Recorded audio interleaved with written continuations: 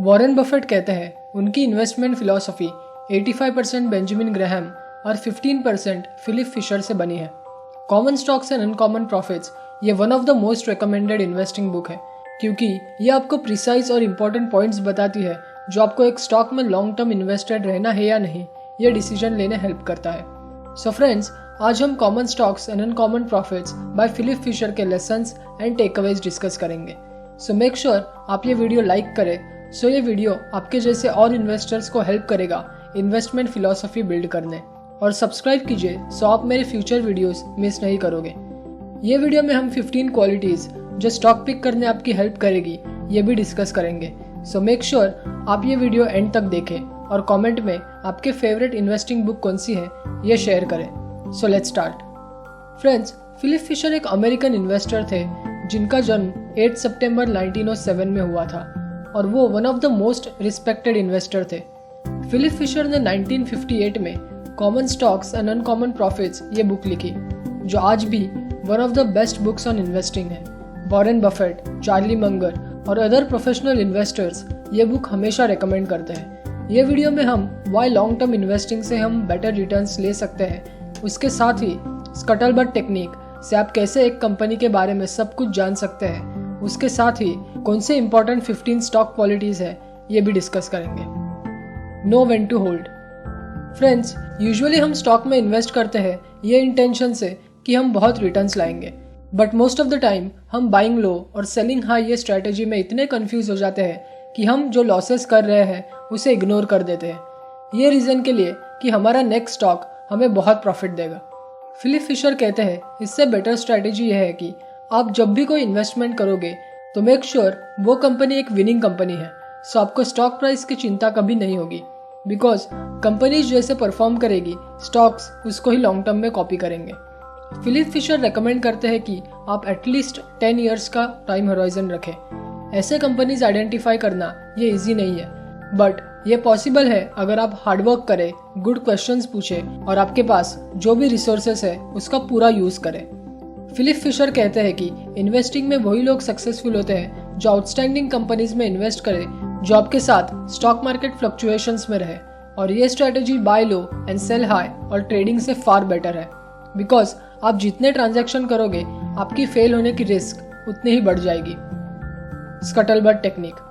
Philip Fisher कहते हैं कि लॉन्ग टर्म गेम में जीतना हो तो ऐसे कंपनीज में इन्वेस्ट करो जो उनके कंपेटिटर से फास्ट ग्रो कर रही है या मार्केट के एवरेज ग्रोथ से फास्ट ग्रो कर रही है। सो ऐसे कंपनीज चूज करो जिसकी मैनेजमेंट एक ऑनेस्ट, हार्ड वर्किंग, कैपेबल हो, जो कंपनी को गाइड करे ग्रोथ अचीव करने।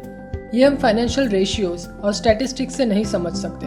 सो ये अचीव करने फिलिप फिशर कहते हैं कि आप स्कटलबट टेक्निक का यूज करो, जो हमें कंपनीज के कस्टमर्स, सप्लायर्स और कॉम्पिटिटर से बात करके और उन्हें ठीक से समझने बाद वो इन्फॉर्मेशन पे डिसीजन ले सकते हैं, बिकॉज ये मेथड हमें कंसिस्टेंट व्यू देता है कंपनी का। In simple words, scuttlebutt technique हमें कंपनीज की रियल इमेज जो मार्केट में है वो फाइंड करने हेल्प करती है।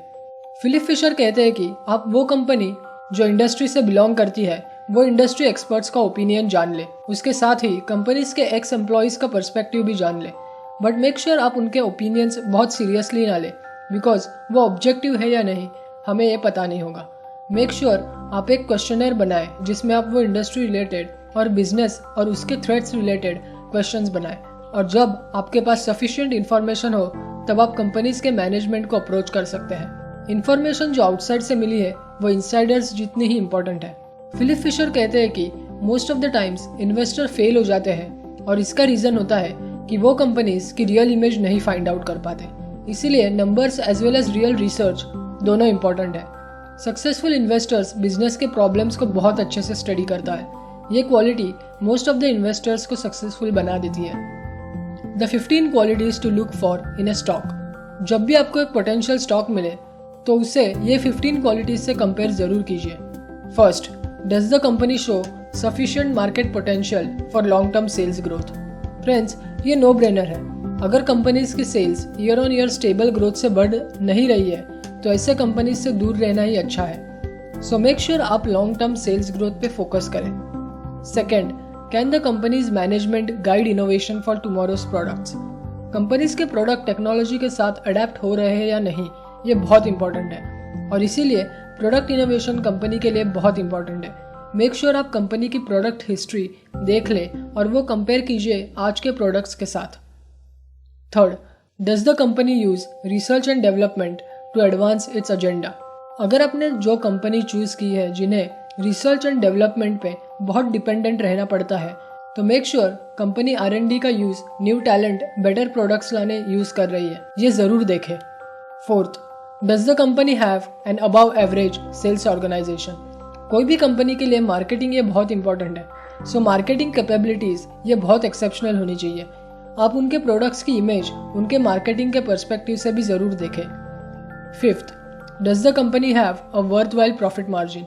फ्रेंड्स, जो कंपनी के मार्जिन अच्छे हैं वो कंपनी शेयर होल्डर्स को रिटर्न अच्छे देगी।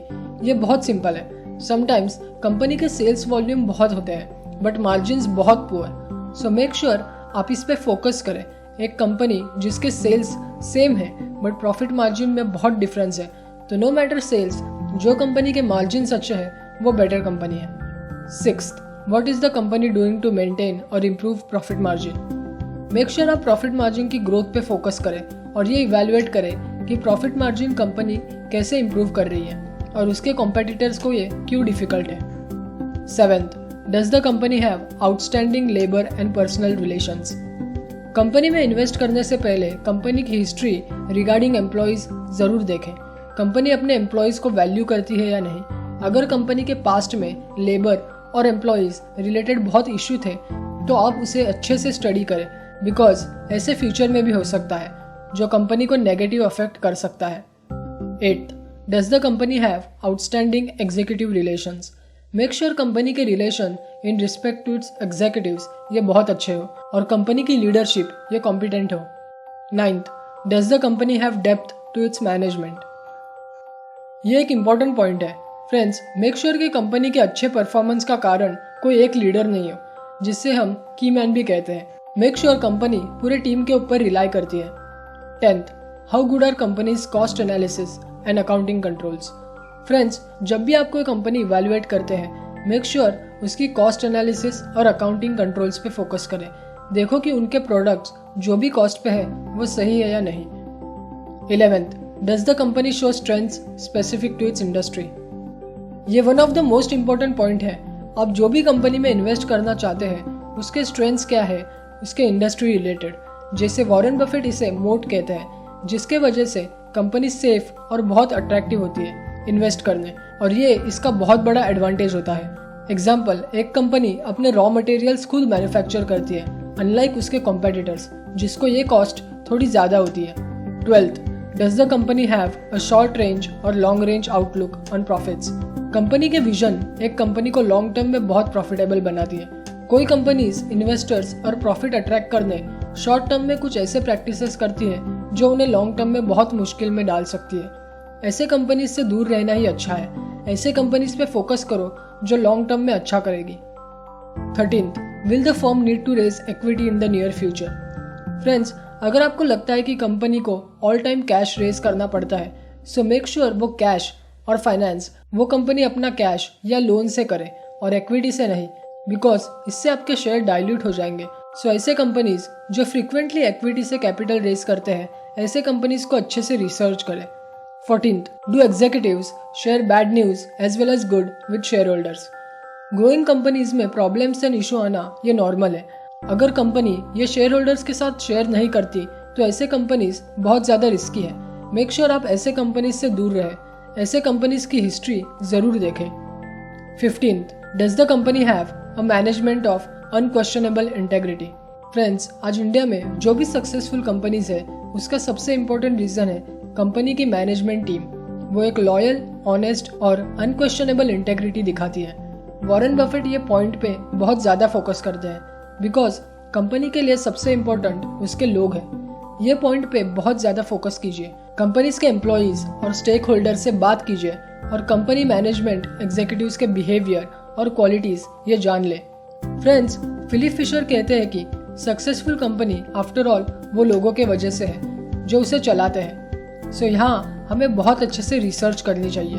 फ्रेंड्स, ये बुक में फिलिप फिशर ने और बहुत वैल्यूएबल कॉन्सेप्ट और एडवाइस शेयर की है। सो अगर आपको ये वीडियो अच्छी लगी तो ये बुक ज़रूर परचेस कीजिए और ये वीडियो को लाइक एंड शेयर ज़रूर कीजिए और ऐसे ही और बुक समरीज के लिए ये चैनल को सब्सक्राइब कीजिए।